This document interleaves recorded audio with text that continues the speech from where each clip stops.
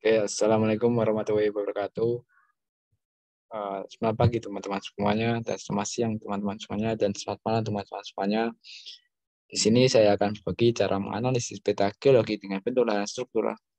Peta geologi yang digunakan ini adalah peta geologi region Yogyakarta yang dengan analisis peta yang di crop. Peta yang di crop adalah peta yang berada di wilayah Kecamatan Wates yang berada di selatan kota Yogyakarta. Pada daerah tersebut, Kecamatan Wates diapit oleh dua sungai, yaitu Sungai Serang dan Sungai uh, Progo. Atau kalau di Jogja itu kalau sungai disebutnya sebagai kali. Sungai ini memiliki karakteristik dari segi tanah yang berbeda, di mana Sungai Serang atau Kali Serang karakteristik tanahnya berupa tanah aluvium atau tanah hasil pengendapan, sedangkan kalau Kali Progo jenis tanahnya merupakan jenis tanah dari endapan vulkanik dari Gunung Merapi.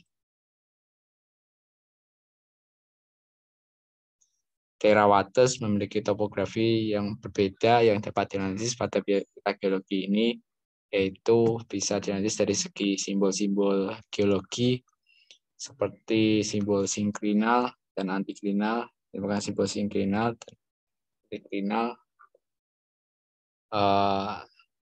Juga ada simbol kemiringan lereng. Ini merupakan simbol kemiringan lereng. Ada kemiringan, ada angka kemiringan lerengnya.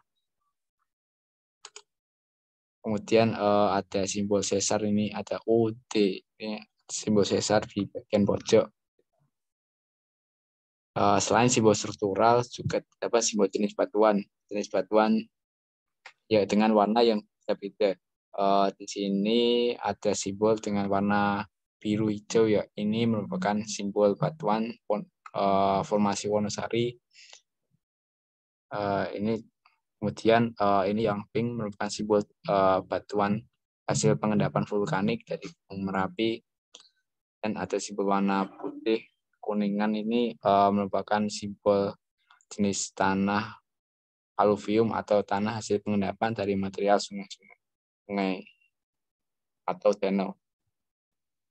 Nah, untuk deskripsi lebih lanjut bisa diselesaikan ini. Oke, itu yang pertama yaitu ada formasi Wonosari yang tadi biru hijau. Ini merupakan formasi Wonosari. Ini ada simbolnya TMPS, merupakan berarti formasi Wonosari. Formasi Wonosari merupakan sebuah formasi batuan homogen yang terjadi akibat adanya pengendapan permukaan. Nah, formasi Wonosari ini terbentuk pada zaman Pliocene. Yang berdasarkan peta crop, formasi ini ditemukan di wilayah adanya simbol-simbol struktural seperti adanya sesar, adanya sinklinal, antiklinal, dan juga kemiringan lereng.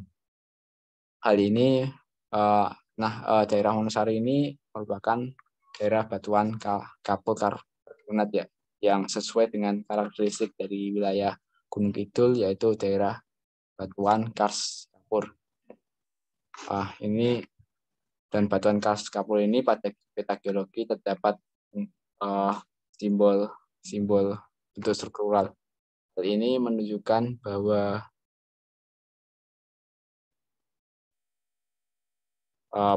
pada daerah formasi Wonosari merupakan daerah area patahan lempeng. Kemudian yang kedua yaitu aluvium. Aluvium merupakan jenis batuan atau tanah liat lepas, lanau, pasir, atau kerikil yang telah diendapkan oleh air yang mengalir di dasar sungai, dataran banjir, dikipas aluvial atau pantai dengan pengaturan yang serupa. Dataran aluvial ada dataran seperti ini. Nah, ini merupakan contoh dataran aluvial. Biasanya akibat pengendapan dari material sungai ini, sungai membawa air dan juga material, dan ini sedikit-sedikit lama-lama ini ada materi yang mengendap di samping sungai dan akan menyebar ke daerah sekelilingnya. kita kembali lagi dengan sifat tanah berupa pengendapan material, otomatis daerah aluvium ini tanahnya bersifat subur. Nah, hal ini dibuktikan dengan adanya pemukiman ini daerah adanya jebol-jebol jalan-jalan pendek ini merupakan pusat-pusat pemukiman yang berada di daerah tanah aluvium. Biasanya kalau pemukiman padat ini samping kirinya merupakan area pesawahan karena sifatnya yang subur, sehingga bisa digunakan sebagai penghidupan masyarakat. Hal ini juga didukung oleh adanya anak sungai. Nah, ini bukan Sungai Serang yang bermuara sampai di pantai selatan. Ini merupakan ada beberapa anak cabang sungai yang ada yang ini membuktikan bahwa jika daerah memiliki banyak anak sungai, maka daerah tersebut terindikasi bersifat subur. Kemudian yang terakhir ada endapan vulkanik yang berwarna pink ini. Ini endapan vulkanik merupakan endapan yang terjadi dari proses adanya aktivitas vulkanisme. Ini contohnya adanya aktivitas vulkanisme Gunung Merapi yang menyebabkan material gunung Merapi ini terbang ke udara dan menempel di tanah dan juga tumbuhan-tumbuhan akan mati bila terkena material gunung berapi yang menyebabkan ini akan mati. Kan tumbuhan mati ini akan mengalami proses penguraian sehingga menjadi fosil. Jika fosil tumbuhan ini berada di tanah, maka akan menghasilkan zat hara tanah yang dapat menyebabkan tanah tersebut. Pada wilayah Watu sendiri ini terdapat endapan vulkanik di sisi timur ya.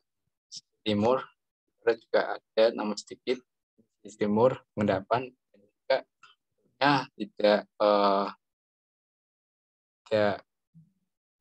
bentuknya tidak simetris ya, namun bentuknya tidak berbentuk ya, karena ini merupakan area jalan adanya muntahan lahar, sehingga ini bentuknya tidak seperti tanah-tanah yang lain. Ini kan karena ini bisa dibuktikan dengan adanya sungai ini. Sungai ini merupakan muaranya berada di Gunung Merapi.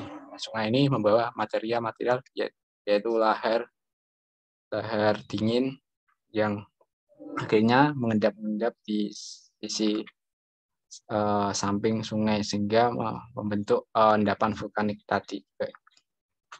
Nah, endapan vulkanik ini sebagian besar digunakan sebagai wilayah pertanian karena sifatnya juga subur.